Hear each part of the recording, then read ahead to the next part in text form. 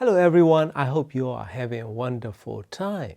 Today I'm going to share a long-term and follow-up review of this Gustard Audio X30 DAC that I've been using for almost 8 months now, but my original review released about 6 months ago. Everything I'd mentioned in my original review doesn't change, but I would like to add more to it, which is how reliable the system is. This one uses OLED display, so I always like to use screen off.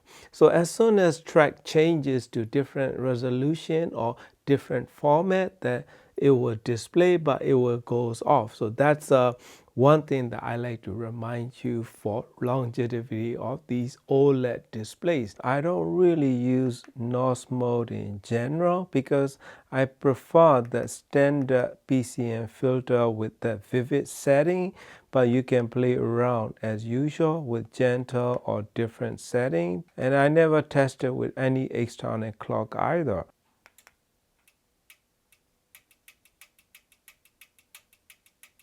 So that is R2, our passive pre-stage.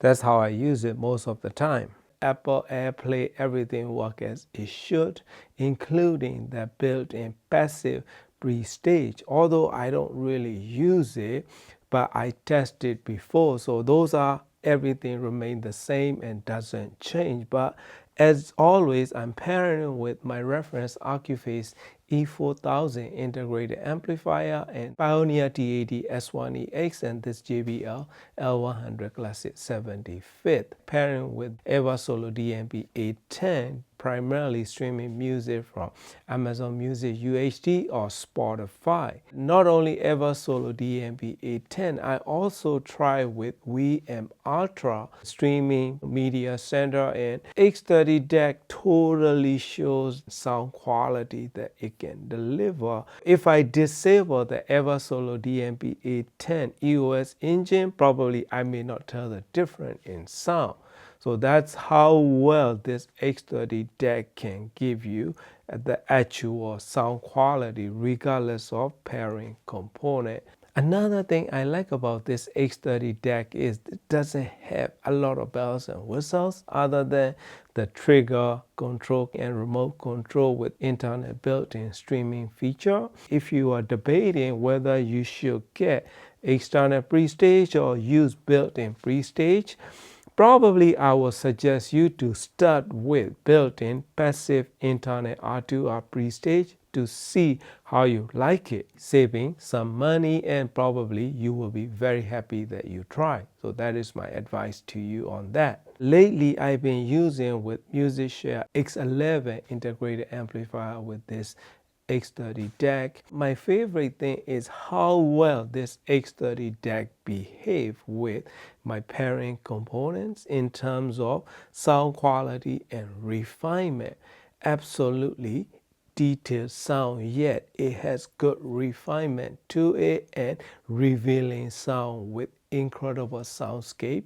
The width of the soundscape is, if I'm using the solid state amp Accuphase E4000, probably like 3 to 4 feet from this side of the speaker or this side of the speaker. If I'm using MusicShare X11 with this, another 2 to 3 feet wider, and depth is slightly deeper but less revealing sound and chewy, enjoyable, really nice sound that I fall in love with it. But whenever I go back to Accuphase E4000, how quiet the background is and how well and how precise the stereo images it can offer, although soundscape and the width is slightly narrower, but nothing major.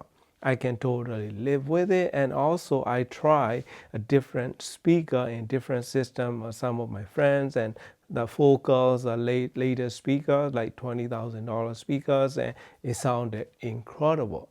So basically, what I like to mention is, reliability is not an issue. There is no noise at all. Absolutely quiet. Also, I did a little upgrade because I don't like that warm, really warm feeling underneath that this X30 DAC. So I put those isolation footers underneath just to give more air circulation, so it helps in cooling down the unit. Because also, if you have any transformer inside, I personally, I always want to use some sort of isolation just to kill off the vibration. So that's the one thing that I changed on this setup in particular. As of my review goes, this X30 DAC is, I have nothing, still nothing to complain, even almost 8 months of having this X30 DAC in my system, other than when I pair with my Sony music server, and that is a compatibility issue with my Sony Linux system. Other than that, everything is smooth sailing regardless of type of component that I pair with. Actually, when I was trying some of those expensive DACs, and a lot of them tend to have a little bit of that power supply noise, because I turn everything off, and when I put my ears next to it,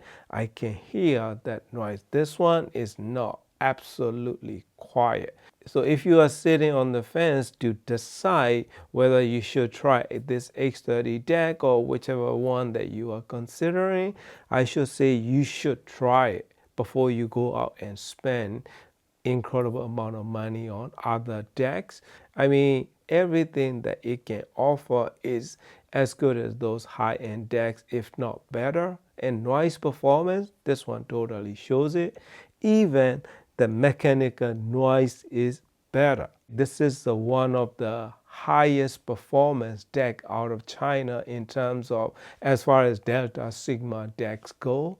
So price is just right, and performance is incredible for the money that you are getting, and build quality is very good. So it still give me absolute pleasure of listening and enjoying my music.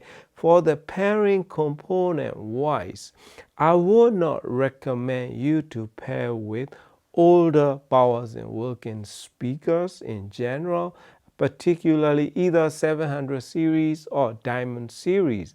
So later generation 700 series or Diamond series, they don't have those crazy forward sounding sound signature. If you want to try that, probably you will fall in love with it. But most of the time, I like this Gustard X30 DAC with coaxial drivers. For me personally, very well balanced sound signature with incredible resolution and precise stereo image all over the music. Everything you name it, it will give you precision and resolution with incredible stereo image. So I can still wholeheartedly recommend you to try it even after 6 months of ownership of this X30 DAC. So that is the follow-up video that I would like to share with you. Thank you for watching and happy listening.